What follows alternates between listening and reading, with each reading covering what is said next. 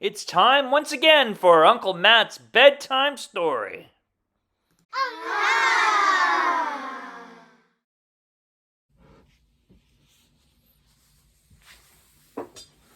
Hello, everybody. It's Uncle Matt, and I'm here to read you another bedtime story. And a few weeks ago, when I had COVID, I didn't feel good, sore throat, coughing, headache. I did a lot of sleeping as well, a lot of napping. And normally I don't nap, I don't have time, I have to do chores, I have to go to work, that kind of thing. But napping really helped me out. And it helped me feel better and get over COVID.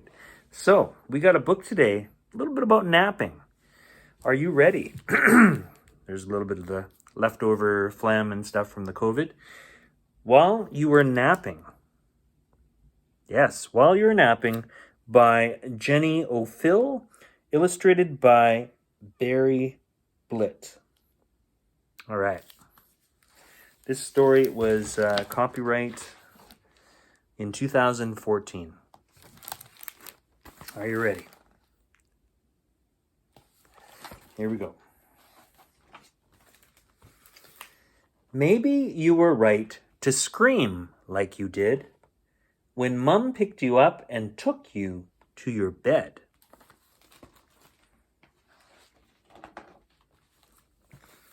Just a little nap, she said.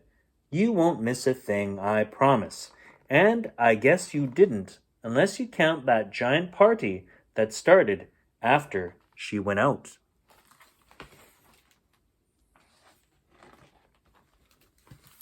Nobody else had to take a nap that day, and we were all playing outside when a plane appeared and wrote in sky letters, "Coming soon. Big fun. Stay awake." Oh, cool. Stay awake. The construction workers were the first to come. They were bored with building, they said. And so they asked all of us kids to take over their bulldozers for them. Sounds like fun.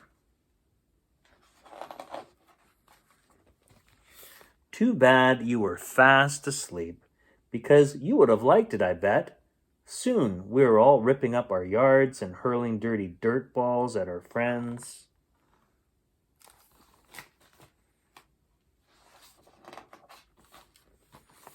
By the time we were done bulldozing, there was no grass left, only holes. But then Tommy Binkle found a dinosaur skeleton and gave each of us a bone.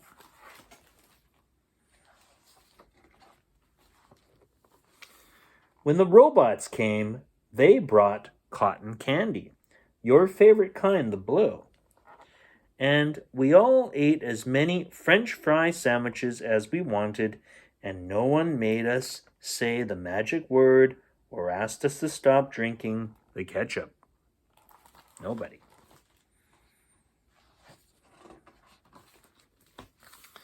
After lunch, it was time for the fireworks.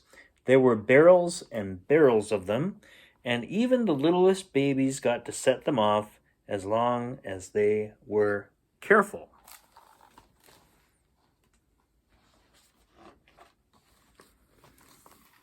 I'm pretty sure you would have loved it, especially when the babies' rockets made Dad's lawn chair go up in flames. Woo! And the firemen raced down our street with their sirens blaring. That's a lot of noise, and you're still napping.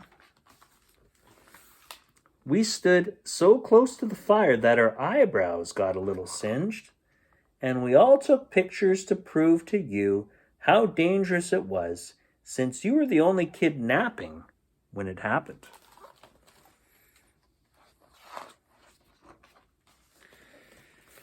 Well, I guess the pirates must have seen the flames shooting up, or maybe they heard the sirens, but they came over right after the firemen left with their bandanas and eye patches.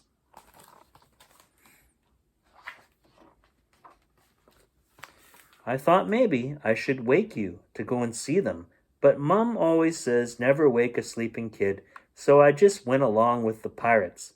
When they marched us over to Lily Van Wooten's pool, they lined everyone up on the diving board from the bravest to the scaredest, then waved their big swords in the air and told us to make our last wishes. Ho ho ho! But then we decided not to walk the plank after all because we didn't have our bathing suits on, and the pirates were really nice about it and gave us all peg legs as party favors. They all got peg legs. Just then, the astronauts arrived in their rocket ship to take everyone to the moon. Oh, yes, and to answer questions about zero gravity and how they pee without taking off their suits.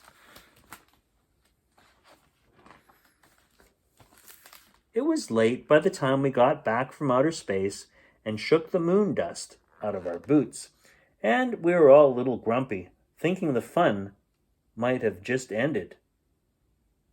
Fair enough. That would have been fun. We don't get to go up in space too often. So we raced around the yard in our underpants, screaming, "Blast off!" and "Prepare to die, my friend." But luckily, we didn't wake you up. Luckily, you slept right through it.